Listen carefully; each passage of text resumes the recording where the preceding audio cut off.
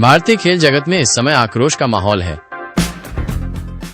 अरुणाचल प्रदेश के शीर्ष भारोत्तोलक सांबो लापुंग को 2025 कॉमनवेल्थ चैंपियनशिप ट्रायल्स में भाग लेने का मौका नहीं दिया गया, जबकि उनके पास राष्ट्रीय स्तर पर अपराजेय रिकॉर्ड है। बट हैविंग सेड, इस केस में जो सांबो लापुंग को सारा अरुणाचल और सारा इंडिया पता है कि इंडिया में बहुत नाम रोशन किया और नॉर्थ ईस्ट में खास किया, अरुणाचल में अपना होम स्टेट को।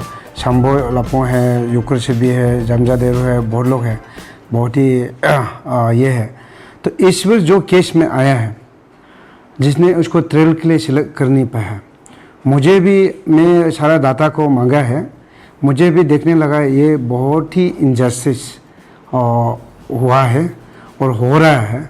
तो इसलिए हम लोग का रोल तो इतना नहीं है, फिर भी हम लोग एज ए सॉलिडरिटी और जस्टिस और फेयर एज ओलंपिक का मोमेंट और फ्री एंड फेयर के हिसाब से मैं अपना president Indian Olympic Association doctor PT Usha ji को मैं तुरंत कल चिट्ठी लिखा है।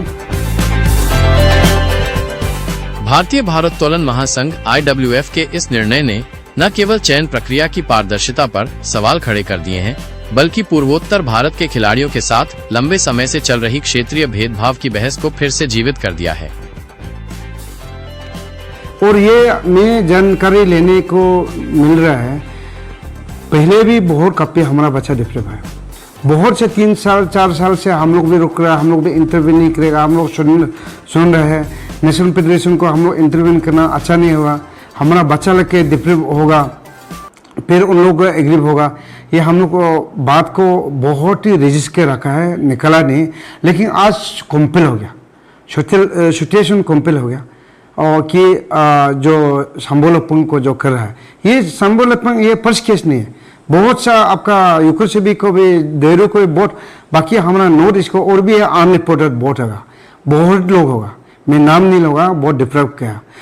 भारोत्तोलन में गोल्डन बॉय कहे जाने वाले लापुंग 3 बार के राष्ट्रीय रिकॉर्ड धारक हैं और उन्होंने लगातार 2022 चंडीगढ़, 2023 ईटानगर और 2024 हिमाचल प्रदेश सीनियर नेशनल्स में 96 किग्रा वर्ग में स्वर्ण पदक जीते हैं। बावजूद इसके IWF ने हरियाणा के हर्षित सहारावत को चुना, जो एक भारी वर्ग में प्रतिस्पर्धा करते हैं और जिनका रिकॉर्ड लापुंग की तुलना में कमजोर रहा है। ऑनरेबल MP और अभी ऑनरेबल यूनियन मिनिस्टर जो पार्लियामेंट अफेयर्स किरण जी को हम कॉपी दिया है, ये इंटरवेन करने का बहुत ही जरूरत है। यहाँ बिल्कुल ये फेयर ट्रेड नहीं हो रहा है, यहाँ सिलेक्शन उनको गाइडलाइन में दिया है, ये प्री प्लान का गाइडलाइन है, ये प्री प्लान का गाइडलाइन बनाया है जिसमें हमारा बच्चा को, हमारा एथलीट को सिलेक्ट नहीं करने के लिए। सूत्रों के अनुसार चयनित खिलाड़ी सहारावत और भारोत्तोलन महासंघ के वर्तमान अध्यक्ष सहदेव यादव दोनों उत्तर प्रदेश से हैं, जिससे चयन में क्षेत्रीय पक्षपात के आरोप लगने लगे हैं। आलोचकों का कहना है कि लापुंग ने सहारावत को कई बार हराया है। 2023 के नेशनल्स में लापुंग ने 338 किग्रा वजन उठाया, जबकि सहारावत 328 किग्रा के साथ सिल्वर तक ही सीमित रहे। 2024 में भी लापुंग ने 96 किग्रा वर्ग में 334 किग्रा उठाकर फिर से गोल्ड जीता, वहीं सहारावत ने 102 किग्रा वर्ग में चौथा स्थान हासिल किया। सबसे गंभीर बात यह है कि लापुंग को ट्रायल्स में भाग लेने की अनुमति तक नहीं दी गई। उनकी व्यक्तिगत अपील और अरुणाचल वेटलिफ्टिंग एसोसिएशन द्वारा भेजे गए पत्र को भी खारिज कर दिया गया। IWF का जवाब था कि 94 किग्रा वर्ग के दोनों स्लॉट पहले ही भर दिए गए हैं, जिसे कई लोग मनमाना और पूर्वाग्रहपूर्ण मान रहे हैं।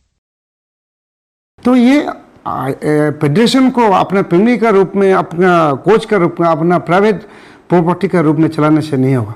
ये गवर्नमेंट को इंटरफेयर करना बहुत जरूर है, मिनिस्ट्री को इंटरफेयर करना बहुत जरूर है, इंडियन ओलंपिक को इंटरफेयर करना बहुत जरूर है। और जब जस्टिस नहीं देगा, मैं सारा अरुणाचल और सारा नॉर्थ ईस्ट को मैं अपील कर रहा हूँ, आप लोग साथ आइए, जुड़िए, ये हम लोग कितना हम लोग ऐसे डिफरेंट होते रहेगा। भावुक लापुंग ने कहा, कॉमनवेल्थ चैंपियनशिप में भाग लेना मेरा सपना और लक्ष्य रहा है। मैंने हर प्रतियोगिता में चयनित लिफ्टर को हराया है। समझ नहीं आता कि मुझे क्यों नजरअंदाज किया जा रहा है। उन्होंने ये भी कहा कि ये केवल व्यक्तिगत गौरव के लिए नहीं था, मैं अरुणाचल और पूर्वोत्तर के युवाओं को प्रेरित करना चाहता था। ये मामला एक बड़ी समस्या की बानगी है।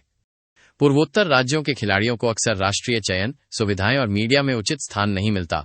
काफी लोग 100 लोग डिफरेंट हो चुका है नॉर्थ ईस्ट का, खास करके बहुत सा डिसिप्लिन में नहीं बोलूँगा।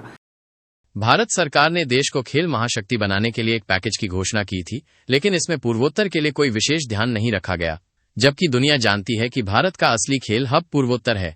वहां खेल प्रतिभाओं की भरमार है, बस जरूरत है उन्हें सही सुविधाएं और प्रशिक्षण देने की। लेकिन ऐसा लगता है कि सरकार की प्राथमिकताएं कहीं और हैं। पूर्वोत्तर के लोग अक्सर चुप रहते हैं, लेकिन उनकी इस गरिमामयी चुप्पी को कमजोरी मान लिया गया है। ऐसे करके हमारा बच्चा बहुत ही आगे पहले बहुत ही डेवलप कर चुका है, जिसका कारण से इंडिया आगे एक्सेल नहीं हो पा रहा है। जो प्रीमियर का रूप में जो एसोसिएशन को जो चला रहा है, मैं सबको नहीं, but there are many national federations जो बच्चा का जो एथलीट्स को अपना दुकान का तौर पे चला रहा है। ये ऐसे चलते रहने से इंडिया कभी आगे नहीं बढ़ेगा।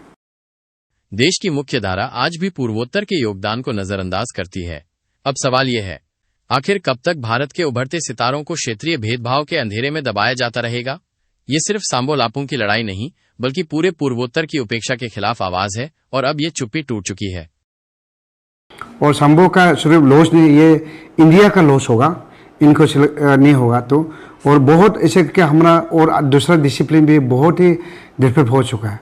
तो ये डिस्क्रिमिनेशन, ये आपका डिस्क्रिमिनेशन को देखना, और ये हमारा इंडियन ओलंपिक और हमारा मिनिस्ट्री साई आप लोग को का समय है, आप लोग काइंडली प्लीज़ अपील करता हूँ मैं इंटरवेंट कीजिए।